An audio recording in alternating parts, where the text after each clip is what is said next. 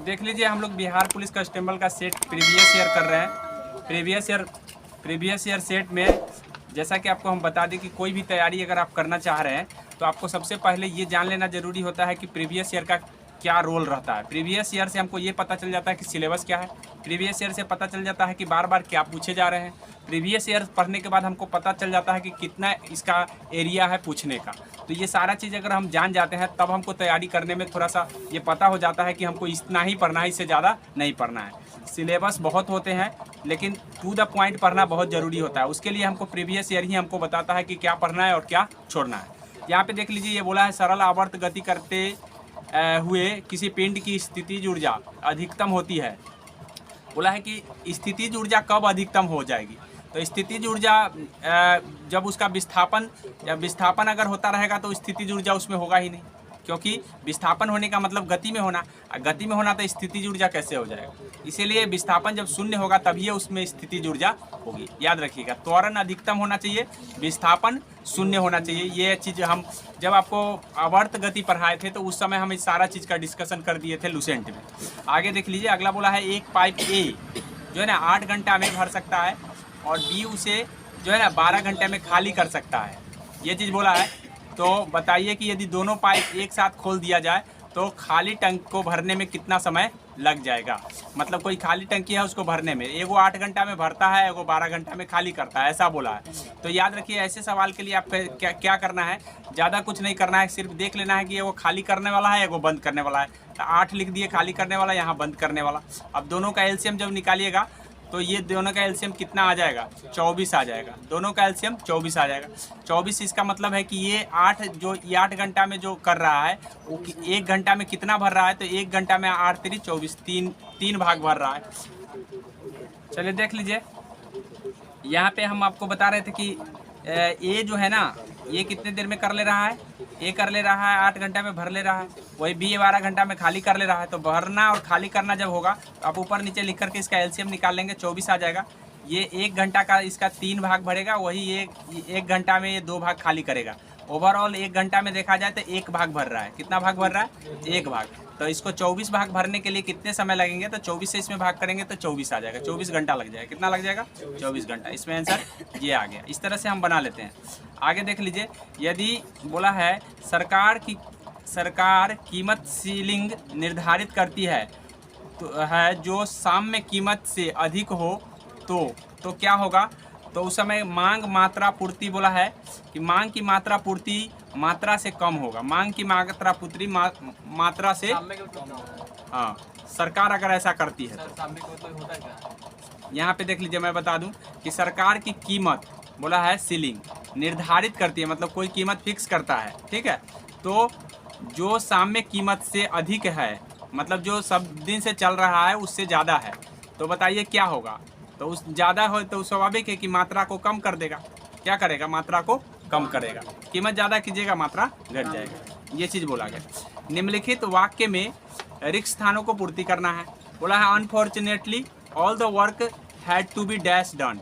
तो यहाँ पे देख लीजिए कौन सा लग जाएगा। बोला है रीडन जब किया जाता है, यानी कौन सा, डी डन हो जाएगा या मिस डन हो जाएगा या प्री डन। तो नहीं, इसमें से कोई नहीं होगा, रीडन हो जाएगा। बोला ब्रायोफाइटा पादप समानता पाए जाते हैं। ब्रायोफाइटा जो है ना कहाँ पाए जाते हैं, शुष्क आवासों में, जलीय आवासों में, नम छायादार आवासों में ब्रायोफाइटा पाया जाता है। याद रखिएगा, ब्रायोफाइटा को नम छायादार आवासों में रखते हैं। भारत के विदेश नीति आधारित है। भारत का विदेश नीति किस पर आधारित है, तो मैं आपको बता दूं कि भारत गुट निरपेक्ष नीति अपनाया है। पंडित जवाहरलाल नेहरू की अध्यक्षता में उन्होंने बोला कि मैं गुट नीति का ही अनुसरण करूंगा। अर्थात जब विश्व युद्ध हुए थे तो विश्व 2 खेमे में बट गया, एक पूंजीवादी एक साम्यवादी। तो भारत ने कहा कि ना तो मैं पूंजीवादी के साथ रहूंगा ना तो साम्यवादी, मैं किसी भी गुट का मतलब विरोध करता हूँ। इसलिए गुट निरपेक्ष नीति भारत का अभी भी है। आगे बोला है कि निम्नलिखित नदी में कौन सी नदी अफ्रीका महाद्वीप में स्थित नहीं है, मतलब अफ्रीका में नहीं है। तो याद रखिएगा कि हडसन नदी जो है ना उत्तरी अमेरिका में पड़ता है और हडसन के किनारे न्यूयॉर्क शहर है, ठीक है। हडसन के किनारे न्यूयॉर्क शहर के, तो ये ध्यान रखिएगा, हडसन नदी ये अफ्रीका में नहीं पड़ता है। जाम्बेजी पड़ता है, लिम्पोपो पड़ता है, नील नदी अफ्रीका में पड़ता है। आगे बोला है चुनाव प्रणाली प्रावधान किन अनुच्छेदों में किया गया है, मतलब चुनाव प्रणाली, तो भाग 15 में चुनाव प्रणाली का चर्चा है, वो 24 से लेकर के 29 तक चर्चा है, 24 से लेकर के 29 तक याद रखिएगा। चुनाव प्रणाली जो है ना 24 से लेकर के 29 तक भाग 15 में चर्चा है। निम्नलिखित किसको ग्लूकोज के साथ गर्म करने पर रजत दर्पण बनता है, मतलब किसको गर्म करेंगे तो रजत दर्पण बनेगा। तो याद रखिएगा टालेन अभिकर्मक को जब हम गर्म करते हैं, बोला है कि रॉकेट किस संरक्षण के सिद्धांत पर कार्य करता है, तो मैं आपको बता दूं कि रॉकेट संवेग संरक्षण सिद्धांत पर कार्य करता है, संवेग संरक्षण सिद्धांत। लेकिन संवेग संरक्षण में भी यहाँ रेखीय है, कोणीय है, ठीक है, याद रखिए। तो याद रखिएगा रेखीय नहीं बल्कि कोणीय संवेग संरक्षण सिद्धांत पर कार्य करता है। ये न्यूटन के थर्ड लॉ पर भी कार्य करता है, याद रखिएगा। आगे बोला है 1+x पावर बोला है 50 का प्रसार x के विषम घातों के गुणांकों का योग कितना होगा, तो गुणांकों का योग जो है ना 2 के पावर 49 हो जाएगा, ये बात ध्यान में कर लीजिए।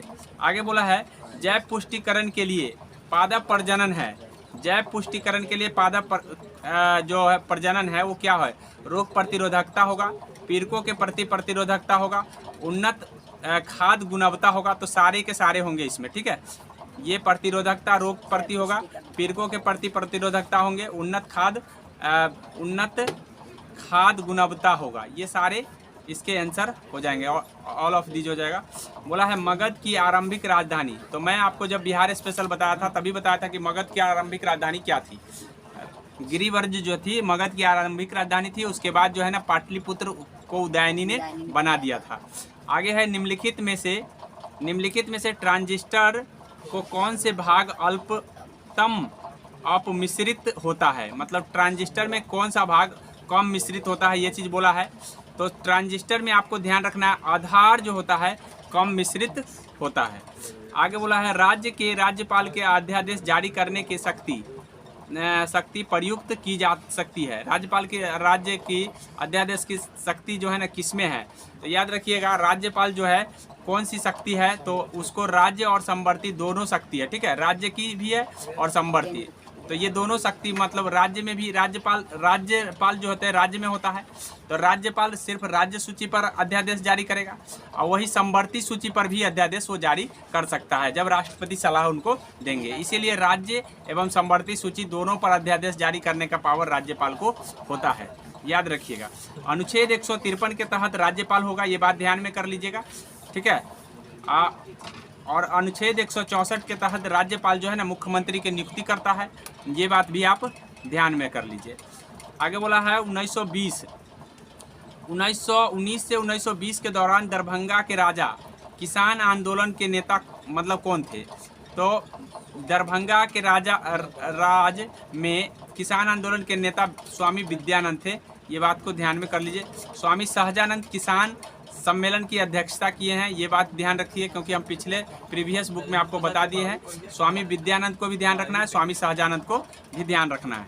सोनार में डैश तरंगे प्रयुक्त होती है, तो सोनार में याद रखिएगा गोताखोर जो है ना सोनार का गहराई का पता लगाने के लिए सोनार का यूज करता है, गोताखोर गहराई का पता लगाने के लिए सोनार का यूज करता है, याद रखिएगा। और ये सोनार जो है कौन सा तरंग उसमें होता है, तो इसमें प्रासरव्य तरंग होता है, प्रासरव्य तरंग, और प्रासरव्य तरंग के जरिए हम गहराई का पता लगा लेते हैं। ऐसे चमगादड़ भी प्रासरव्य तरंग का अनुसरण करता है। जब हम तरंग पढ़ाए थे तो उस समय आपको हम बताए थे ये सारी चीज़, ठीक है। अब यहाँ पे पराध्वनि लग गया, ये हो जाएगा रेडियो श्रव्य अध्वनि, ठीक है, पराध्वनि होगा यहाँ पे। आगे बोला है C60 के एक अणु में कितने षष्ठकोणीय एवं पंचकोणीय आकृति होती है, तो C60 में 12 षष्ठकोण होता है और 20 जो है ना पंचकोण होता है। ये ऑप्शन नंबर 2 इसका सही हो जाएगा। आगे बोला मीरा का जन्म हुआ था, तो मैं आपको बता दूं मीराबाई जो है, मीराबाई का जन्म राजस्थान में मेरात में हुआ था, मेरात के राज्य में हुआ था। और इसका जो शादी हुआ था मेवाड़ घराना में हुआ था, इसका शादी मेवाड़ घराना राजा भोज से हुआ था, ये ध्यान रखिएगा। हालांकि इसने अपनी पति को छोड़ करके जंगल में संन्यास ले ली थी, ये बात भी आप ध्यान रखिएगा। ये एक संत महिला संत थी, याद रखिएगा। एक महिला संत का नाम और याद आता है, वहाँ पे देख लीजिए वो लिखा हुआ। आगे है अंडाल, अंडाल नाम से, अंडाल महिला संत का नाम आता है। तो पूछा जाता है निम्न में कौन महिला संत थी, तो अंडाल थी और मीरा थी। ये दक्षिण भारत की मीरा अंडाल को कहा जाता है, इस बात को भी आप ध्यान में कर लीजिए। आगे बोला है चांद का मुंह टेढ़ा है, कृति के लेखक कौन है, तो चांद का मुंह टेढ़ा है, इसके गजानन माधव मुक्तिबोध है, ठीक है, ये मुक्तिबोध है, आप इंटरमीडिएट में पढ़े होंगे। आगे बोला है निम्नलिखित में किसके कारण राष्ट्रीय आय के चक्राकार प्रवाह का आकार घटती है, माने किसके कारण चक्राकार प्रवाह का आय जो है घट जाती है, तो आयात के कारण चक्राकार प्रवाह घट जाती है, ये बात ध्यान में कर लीजिए। निम्न में से कौन सा कथन भारतीय संविधान की प्रस्तावना से संबंधित सही नहीं है, मतलब प्रस्तावना उद्देश्य प्रस्ताव से सही नहीं है। तो मैं उद्देश्य प्रस्ताव को आपको बारीकी से बताया हूँ, आप आसानी से जवाब इसमें दे सकते हैं। यहाँ पे बोला है पहला कि न्यायविद नहीं है, तो न्यायविद तो है, इसीलिए न्यायविद नहीं है, ये बोला है। दूसरा बोला है स्रोत है और न ही उसकी शक्तियों का निषेध करती है। प्रस्तावना संविधान का भाग है और प्रस्तावना अभी तक सिर्फ 2 बार संशोधन हुआ है। तो ये याद रखिएगा कि ये प्रस्तावना में न्याय की चर्चा नहीं है, ठीक है। स्रोत और न ही उसकी शक्तियों का निषेध किया गया है, कोई स्रोत के बारे में शक्ति का निषेध नहीं है।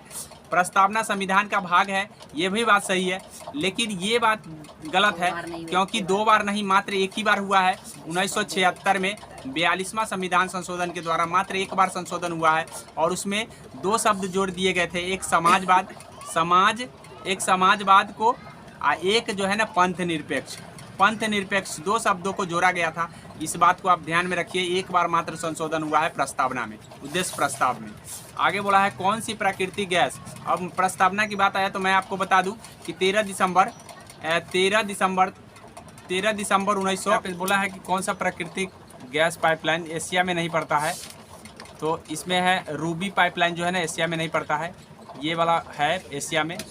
तारीबंज अंकारा पाइपलाइन है और अरब गैस पाइपलाइन है, ये सारे एशिया का है, ये एशिया में नहीं पड़ता है।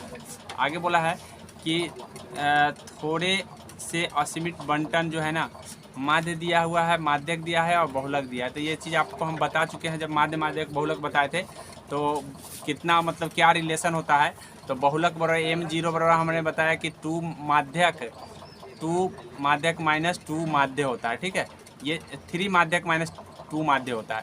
तो अगर हम मान लीजिए कि इसमें से अगर हम m0 में से अगर हम 1 माध्य घटा दे तो 1 माध्य इधर घटाएंगे तो इधर भी 1 माध्य घट जाएगा, अर्थात 3 माध्य यहाँ पर भी हो जाएगा और 3 माध्य यहाँ पे भी हो जाएगा अगर हम इस साइड में m घटा देते हैं। तो देख लीजिए किसमें z घटा हुआ है, किसमें घटा हुआ है माध्यक में, मोड में किसमें z घटा हुआ है, तो z घटा हुआ है यहाँ 3 नंबर में, 3 नंबर हो जाएगा। बोला है भारत का सबसे अधिक लीची उत्पादक राज्य, तो इस सबको पता है कि मुजफ्फरपुर जो है ना जिला लीची के लिए महत्वपूर्ण है, तो इसीलिए यहाँ पे बिहार हो जाएगा, ठीक है। आगे बोला है निम्न में कार्बोक्सिलिक अम्लों को उनकी अम्लीय क्षमता को घटते हुए क्रम में लिखिए।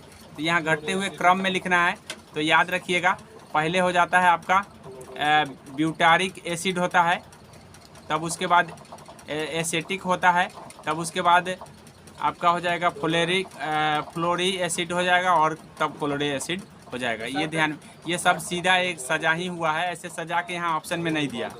आगे बोला है they dash radio all evening, तो यहाँ दे के साथ क्या लगता है ये ध्यान में कर लीजिए, आर भी लगता है। अब यहाँ पे देख लीजिए, यहाँ पे कोई पास्ट की बात नहीं चल रहा है, इसलिए आर लिसनिंग हो जाएगा, ठीक है, they are listening radio all evening हो जाएगा।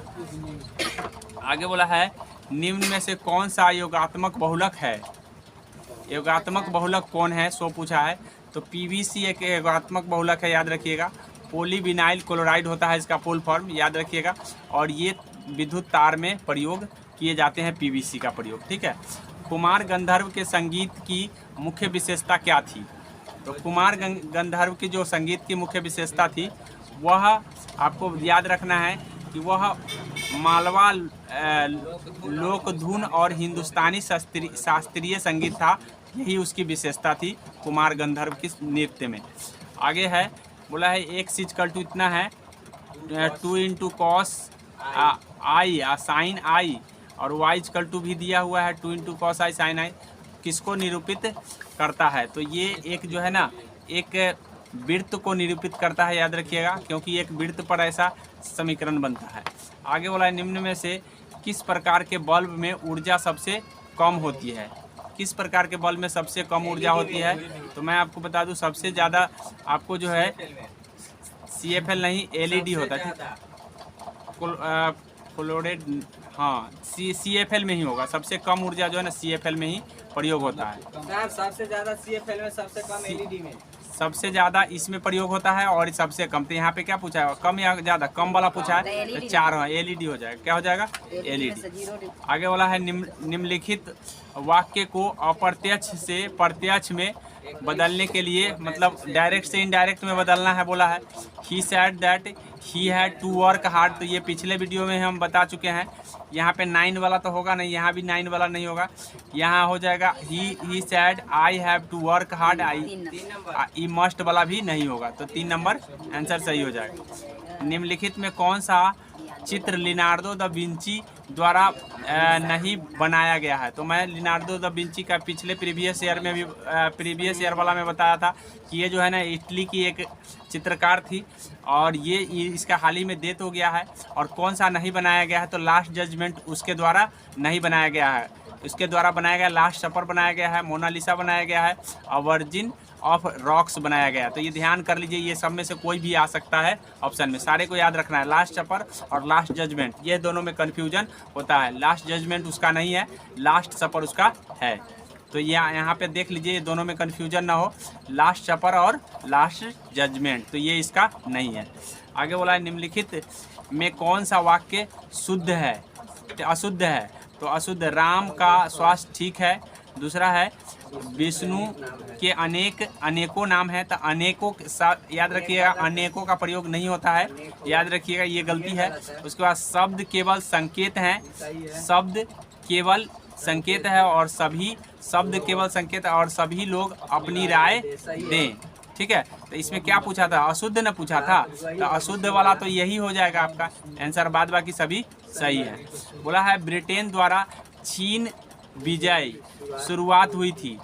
ब्रिटेन ने चीन पर किस युद्ध द्वारा विजय प्राप्त किया था? तो उसको अफीम युद्ध के नाम से जानते हैं। 1839, मतलब 3 बार अफीम युद्ध हुआ है, तो सबसे पहला 1839 में हुआ है। याद रखिए, अफीम युद्ध के द्वारा चीन विजय किया था उसने। आगे बोला है, आगे है कि यदि मुद्रास्फीति 6% प्रतिवर्ष दर से बढ़ती है तो 40 रुपये की वस्तु 2 वर्ष के अंत में लागत क्या होगी? तो 40 रुपये की वस्तु जो है ना 44 से 45 के बीच में हो जाएगा, याद रखिएगा, अगर मुद्रास्फीति बढ़ती है तो। वायुमंडल में तापमान की सामान्य पतन दर क्या है? तो सामान्य पतन दर जो है ना 6.5 कैलोरी, ठीक है, डिग्री सेल्सियस किलोमीटर है। प्रति किलोमीटर पर 6.5 डिग्री जो है ना पतन होता चला जाएगा, मतलब कम होता चला जाएगा। निम्नलिखित में से कौन सा कथन राज्य नीति निर्देशक सिद्धांत के विषय में नहीं है? ये चीज़ बोला है कि कौन DPSP का में नहीं लिखा गया है। तो यहाँ देख लेते हैं। मैं आपको बता दूं DPSP के बारे में, राज्य नीति निर्देशक तत्व, नीति निर्देशक तत्व आयरलैंड के संविधान से हम लोग अपनाए हैं। ये बात सबसे पहला बात याद रखिएगा। और नीति निर्देशक जो है ना अनुच्छेद 36 से लेकर अनुच्छेद 51 में संविधान, भारत के संविधान में वर्णित है। ये बात भी आप ध्यान रखेंगे। तो ये 2 बात आपको ध्यान रखना है, आयरलैंड और अनुच्छेद 36 से लेकर के अनुच्छेद 51। अब यहाँ पे बोला है यदि कोई राज्य नीति निर्देशक सिद्धांत को लागू नहीं करता है तो वह उसके विरुद्ध न्यायालय में मामला दायर किया जा सकता है। तो न्यायालय में मामला कभी दायर नहीं कर सकते हैं, यही गलत है। ठीक है, कौन सही बोला है, कौन गलत है? तो यही गलत है, क्योंकि जब कोई राज्य अगर बोला है लागू नहीं करता है तो हम न्यायालय में नहीं जा सकते हैं, ये ऐसा लिखा हुआ है। बोला है कि ये राज्य को छूट दिया गया है नीति निर्देशक तत्व का, न्यायालय में जाना वर्जित है। राज्य को मन होगा करेगा, नहीं राज्य को मन होगा नहीं करेगा। ये नीति निर्देशक में ये पूरा बात लिखा गया है। बाद बाकी है, अगला बोला है कि गांधीवाद गांधीवादी भी राज्य नीति निर्देशक सिद्धांत है, तो हाँ गांधीवादी बात इसमें लिखा गया है। नीति निर्देशक आयरलैंड के संविधान से लिया गया है, ये भी बात हमने बता दी आपको। ये सिद्धांत राज्य के लिए बाध्यकारी नहीं है, हाँ ये राज्य के लिए बाध्यकारी नहीं है। राज्य मन होगा करेगा, नहीं राज्य मन होगा नहीं करेगा। तो ये सारे बात सही है, लेकिन एक बात गलत था। पहला नंबर मैं आपको बता दिया हूँ, बोला है क्यूनिफॉर्म शब्दावली का संबंध किससे है, तो ये मेसोपोटामिया के धर्म से है। मेसोपोटामिया के धर्म से क्यूनिफॉर्म का संबंध है। बोला भारत की विदेश नीति आधारित है। भारत का विदेश नीति जो है ना, तो अभी हम बताए हैं भारत की विदेश नीति गुट निरपेक्ष पर आधारित है, क्योंकि ये दूसरा बार रिपीट हो गया है। बोला है स्पिनिंग जेनी का खोज किसने किया, तो स्पिनिंग जेनी का खोज जो है हरग्रीव्ज, जेम्स हरग्रीव्ज ने किया है, याद रखिएगा। जेम्स हरग्रीव्ज ने स्पिनिंग जेनी का खोज किया है। बोला है दो कारें एक स्थान से एक समय पर एक ही दिशा में 70 किलोमीटर और 60 किलोमीटर प्रति घंटा से रवाना होती है। मतलब दो गो कार है, एक कार भी इधर ही चलता है, दूसरा कार भी इधर ही चलता है। ऐसी परिस्थिति में एक का स्पीड 70 है, एक का स्पीड 60 है। तो बोला है कि तो 6 घंटे बाद उन दोनों के बीच की दूरी कितना हो जाएगा, तो 1 घंटा में कितना फासला हो जा रहा है 10 किलोमीटर का, तो 6 घंटा में कितना दूर फासला हो जाएगा, 6 घंटा में बताओ कितना हो जाएगा, 60 हो जाएगा, 60 हो जाएगा ना। 1 घंटा में 10 हो रहा है तो 6 घंटा में पूछा है तो 6 घंटा में 60 हो जाएगा। तो इस तरह से हम इसका बना लेंगे। बोला है भाषण और अभिव्यक्ति की स्वतंत्रता शामिल नहीं है, भाषण और अभिव्यक्ति की स्वतंत्रता शामिल नहीं है, ये चीज़ बोला है। तो यहाँ पे देख लीजिए हड़ताल करने का अधिकार भाषण और अभिव्यक्ति में, तो हड़ताल करने का अधिकार शामिल नहीं है, याद रखिएगा भाषण और अभिव्यक्ति के स्वतंत्रता में। बाद बाकी मौन रहना ये अधिकार शामिल है, सरकारी गतिविधियों के बारे में जानना ये भी शामिल है, प्रेस की स्वतंत्रता ये भी शामिल है, ये सारे शामिल है, लेकिन हड़ताल करने का शामिल नहीं है, ये बात ध्यान में कर लीजिए। निम्न में से कौन सी संधि यूरोप साम्यवाद को रोकने के लिए, यूरोप में साम्यवाद को रोकने के लिए कौन सी संधि हुआ था, तो नाटो हुआ था, नॉर्थ अटलांटिक ट्रीटी ऑर्गेनाइजेशन है जिस नाटो, अभी नाटो का नाम आपने सुना होगा, मैंने पिछले वीडियो में चर्चा किया था नाटो का। ये नाटो जो है ना एक ऑर्गेनाइजेशन है जिसकी स्थापना 1949 में हुआ था, और इसमें जो है ना वे लोग हैं जो एक सैनिक संगठन बनाए हुए हैं, और बोला कि अगर इनमें से किसी पर आक्रमण हुआ तो सभी मिल करके कूट देते हैं किसी को, याद रखिएगा। तो ये सारी चीज़ आपको ध्यान रखना है कि नाटो एक ऐसा संगठन है जिसमें सैनिक संगठन है, ठीक है। अगर इसमें से किसी एक देश पर हमला होता है तो वो सारा देश उसको मिल करके कूट देता है, ये ध्यान कर लीजिए। इसीलिए इसी में शामिल होने के लिए यूक्रेन गया था, जिसके कारण रूस ने क्या कर दिया, रूस ने उस पर हमला कर दिया, और आज इसका स्थिति जो है ना गंभीर स्थिति में है, क्योंकि नाटो में वो शामिल होना चाहता था, और रूस का पड़ोसी था ये यूक्रेन किसका पड़ोसी था, रूस का। ऐसी परिस्थिति में यूक्रेन नहीं चाहता था कि ये नाटो में शामिल हो, क्योंकि अगर ये शामिल हो जाएगा तो मैं इसको कुछ भी करूँगा तो नाटो वाले हम पर भिड़ जाएंगे। इसीलिए ये शामिल न होने देने के लिए यूक्रेन को जो है ना तबाह कर दिया। ऐसे और भी कई राजनीतिक एजेंडे हैं जो आपको जानना जरूरी है, बाद में आप समझ लीजिएगा इसको। निम्नलिखित में से कौन सा एक कारक पृथ्वी की सतह पर तापमान के वितरण को प्रभावित नहीं करता है, पृथ्वी के सतह पर कौन तापमान को, तो दिन का अवधि हो जाना, टेम्परेचर बढ़ना घटना हो जाता है, अक्षांशीय विस्तार भी पड़ता है, और भूकंप नहीं प्रभावित करता है, ये पीछे भी मैं बता चुका हूँ आपको। अनेक शब्दों के लिए एक शब्द चयन करना है आपको। A man whose wife is dead, जिसका पत्नी मर गया है उसको हम क्या कहते हैं, विधुर कहते हैं, तो विडोवर इसको हम बोलेंगे अंग्रेजी में। आगे बोला है रॉबिन्स, विडो मतलब विधवा होता है, वो तो हो गया पत्नी। यहाँ बोला क्या बोला, यहाँ देखिए सवाल इसी में कंफ्यूजन हो जाएगा। यहाँ बोला a man whose wife is dead, मतलब वाइफ मर गई है, अगर हस्बैंड डेड होगा तो वहाँ विडो हो जाएगा, ठीक है। आगे है रॉबिन्सन के अनुसार निम्न में से कौन सा दीर्घ आर्थिक समस्याओं के उत्तरदायी हैं, तो ये आर्थिक समस्या के उत्तरदायी जो है ना दुर्लभ साधन हो सकते हैं, ठीक है। आगे बोला है यदि सरकार कीमत सोलिंग निर्धारित करती है जो सभ्य कीमत से अधिक हो तो मांग मात्रा पूर्ति मात्रा से कम हो जाएगी, ये अभी बताए हैं, दोबारा रिपीट क्वेश्चन है। आगे है अम्लीय जठर द्वारा स्रावित होती है, तो अम्लीय जठर अमाशय से निकलता है, अम्लीय जठर रस जो है ना अमाशय से निकलता है, ये बात ध्यान में कर लीजिए। यहीं पे अपना सेशन एंड करते हैं। सेट नंबर 13 हो गया है, अगले बार सेट नंबर 14 लेकर आएंगे।